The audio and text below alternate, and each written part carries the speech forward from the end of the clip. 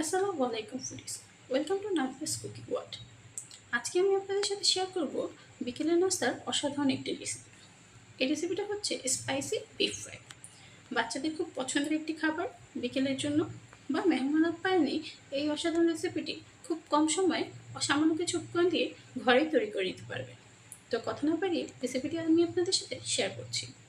এখানে আমি নিয়ে নিয়েছি 500 গ্রাম গরুর মাংস হাড় ছাড়া, 1 চিমটি লবণ আর হলুদ দিয়ে আমি মাংসটাকে 5 মিনিটের জন্য সিদ্ধ করে নিব এবং সিদ্ধ হয়ে গেলে এটাকে পানি ছড়িয়ে নিব। পানি ছড়িয়ে একটা বাটিতে করে নিয়ে নিচ্ছি। এর মধ্যে দিয়ে দিলাম 1.5 চা চামচ আদা রসুন বাটা। এখন দিয়ে দিব 1 চা চামচের মতো কাঁচামরিচ পেস্ট, 2 থেকে 3 চা চামচের মতো টমেটো পেস্ট আর 2 চা চামচ দিয়ে দেব চিলি সস, 1 টেবিল চামচ কর্নফ্লাওয়ার এবং স্বাদ মতো লবণ। সবগুলো উপকরণ এখন আমি মাংসটার সাথে আলতো হাতে মেখে নিই। খুবই আলতো করে মাখতে হবে, চাপ দিয়ে মাখা যাবে না বা প্রেসারাইজ করা যাবে না, যাতে মাংসটা ভেঙে না যায়। যেহেতু আমি লবণ দিয়ে মাংসটা সিদ্ধ করে নিয়েছি আগেই, তো এখানে খুব বেশি লবণ ব্যবহার করব না, আর আলতো হাতে হালকা করে মেখে নিব। এখন আমি এর মধ্যে একটা হাঁড়িতে তেল গরম করে নিব। তেলটা গরম হয়ে গেছে।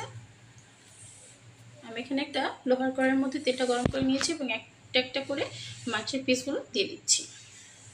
সবগুলো মাংস একসাথেই দেওয়া যাবে না, দিলে মাংস একটার সাথে একটা লেগে ভেঙে যাবে এবং ভাজাটা সুন্দর হবে না।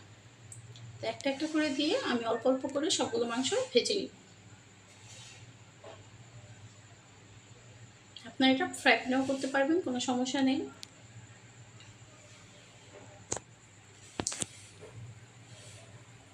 তো এভাবে লালচে হয়ে আসলে আমি মাংসগুলোকে একটু উল্টে দিব, উল্টে দিয়ে আর একটু ভেজে নিব।